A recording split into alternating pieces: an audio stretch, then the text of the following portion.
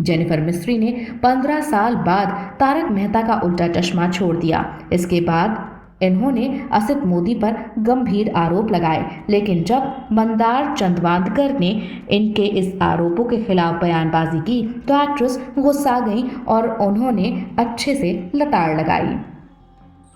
Jennifer मिस्त्री ने कहा है, मुझे पता है कि प्रोडक्शन टीम मेरे फेवर में नहीं बोलेगी। वो जाहिर सी बात है कि प्रोडक्शन हाउस का ही सपोर्ट करेगी, लेकिन शो से मेरे बेस्ट फ्रेंड मंदार चंद्वांतकर ने मुझे निराश कर दिया है। मैं उनके लिए हर साल सोशल मीडिया पर बर्थडे पोस्ट शेयर किया करती थी। वो मेरे बहुत करीबी दोस्त थे और अब उन्होंने ये सब कहकर मुझे सरप्राइज कर दिया है कि मुझे नहीं पता है कि जेनिफर ऐसा क्यों कह रही हैं, क्योंकि सेट का माहौल अच्छा है। जेनिफर ने कहा, पहली बात तो वो खुद आदमी हैं, तो वो कभी भी इस बात को नहीं मानेंगे। वो हर एक बात जानते हैं कि मैं क्या कह रही हूँ और उन्हें पता है कि ये सही है। मेरी लाइफ में क्या कुछ हुआ है वो हर एक बात जानते हैं।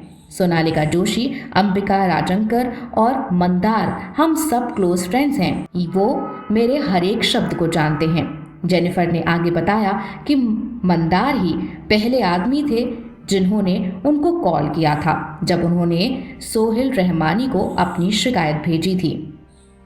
वो बताती हैं, जब मैंने 4 अप्रैल को शिकायत का ड्राफ्ट सोहेल रहमानी को व्हाट्सएप पर भेजा था, तब मंदार ही पहले वो शख्स थे जिन्होंने मुझे कॉल किया था। उन्होंने सुबह मुझे 6 कॉल्स किए थे और मुझे मैसेज भी भेजा था। जेनिफर ने कहा, उन्होंने कहा था कि उनको सोहेल से पता चला है कि तुम उनके खिलाफ सेक्सुअल हरासमेंट का केस फाइल करने की प्लानिंग कर रही हो।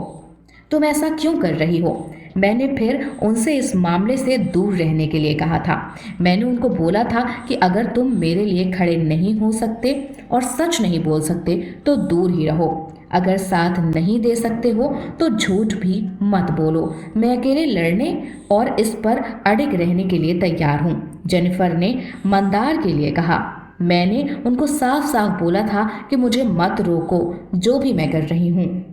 उन्होंने मुझसे शो के बारे में सोचने के लिए कहा था। तब मैंने उनसे कहा था कि शो की वजह से ही हूँ और इसके लिए मैं शुक्रगुजार हूँ, लेकिन ये सम्मान एक तरफ और फैक्ट दूसरी तरफ। मुझे कोई दिलचस्पी नहीं थी कि मैं मंदार का नाम लूँ। जेनिफर ने आगे कहा, मैंने बातचीत के दौरान उनसे पूछा था कि क्या उन्हें पता है कि मेरे साथ सिंगापुर में क्या हुआ। उन्होंने फ़ोन पर पूरी बात सुनी थी और हामी भी भरी थी। तब क्यों उसने मेरी बातें सुनी थी? तब इसने क्यों नहीं कहा कि जेनिफर तुम झूठ बोल रही हो? मेरे 2 और साथियों को इस बारे में पता था, लेकिन मैं उनका नाम नहीं लूंगी।